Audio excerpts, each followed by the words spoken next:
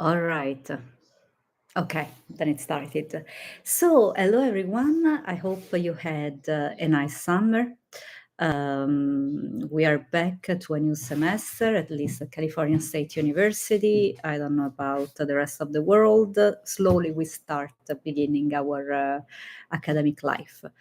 So I decided to record this small pill on the origin, the philosophical origin of science. I think it could be a fascinating idea, wondering how we got to the idea of science as we have it today. You know, something that must be repeatable, measurable, that can be tested. Why science came today to mean all this to us? How did we got How did we get here? Um, this origin is very much close to the beginning of modern philosophy. When we start investigating the origin of modern philosophy, we find also the roots of the modern idea of science. Why? We have to jump back to the turn of the century.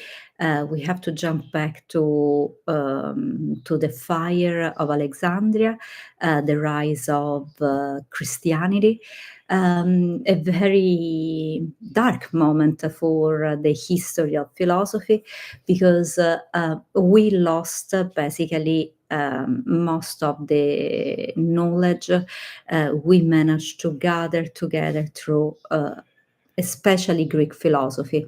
Not only philosophy, I mean, philosophy back then was considered astronomy, optics, physics. So, for the study of nature as is. So, what happened back then?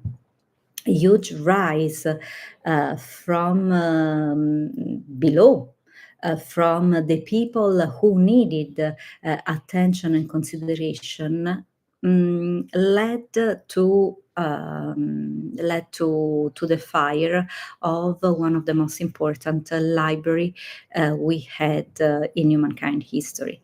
Uh, we kept there the knowledge of centuries. Consider that before this fire, um, it was already known that um, um, the solar system wasn't flat. We already knew about the Earth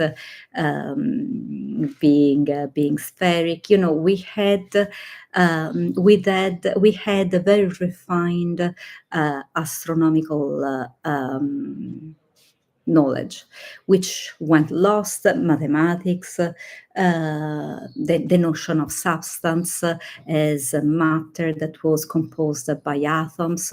So there have been philosophers like Democritus, for example, who pushed the knowledge, not only philosophical knowledge, but scientific knowledge ahead. Everything got lost. Political problems, the political problems tried to keep things together. There was the fall of the Roman Empire. So we didn't manage to keep things, the knowledge as it was together. There was a paradigm shift, to use a technical expression. So we lost all that knowledge. And power went to the church.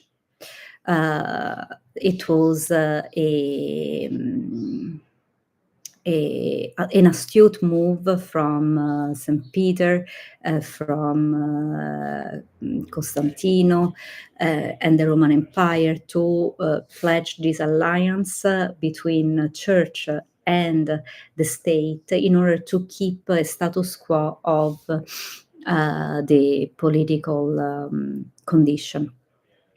But unfortunately, this brought the development of knowledge back. because at that point, science was in the hand of religious people. So the political power was very much sustained by the religious power of the church, who had been founded right in that moment. And then knowledge as we used to know it, so I don't know, meteorology, medicine, physics, all the sphere of what we should know to survive was contained in the Bible. And so it was administered by the church. That wasn't sustainable either. Having the church managing all our knowledge, all our spheres of life, caused restrictions anyway. So at that point, we decided to,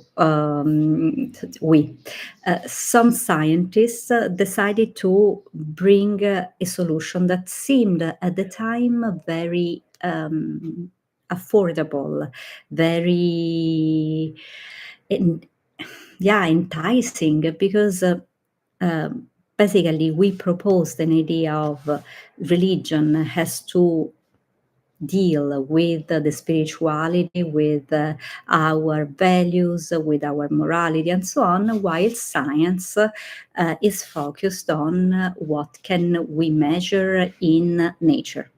So Galilei, for example, came to this first and important distinction between the power of the church as a spiritual power and the power of nature as something that can be read in the language of nature. And the language of nature is a language that speaks through geometry, through mathematics. So nature will speak to us, will be understandable to us through geometrical forms and mathematical numbers. This was a stroke of genius, because in this way the church kept its power and we started emancipating science from the Bible mostly. So Galilei was the first one who came up with the method that allowed us to read, to interpret the world outside without having to stick to sayings that are contained only in the Bible. But that created today another problem, because after Galilei, Descartes, another very important philosopher, systematized this dualism. And Descartes was another important believer. He built some of his meditations and his philosophical system on the idea of God. So we are not talking about an idea of science that rejects completely spirituality here. But he systematized the Galileo system by saying there's the res cogitans, which is the part of the human being that thinks and is in the world, and the res extensa, that is the body, nature, the material things. So in this case, the res extensa can be studied by natural sciences like medicine, like physics, mathematics, and so on, while the res cogitans is something spiritual that belongs to, at that time, religion, maximum philosophy. This was a big problem. This was a brilliant solution, but it's a big problem today because we completely forgot about the idea of participation in knowledge that we had, for example, with Plato.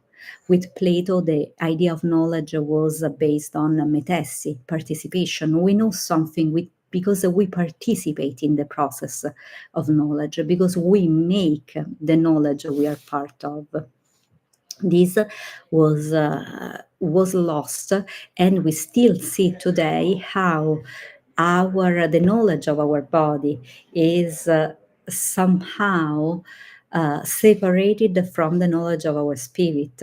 There's still the idea of our body as a machine that needs to be fixed, that needs to be repaired through medications and so on, and our spirit that is something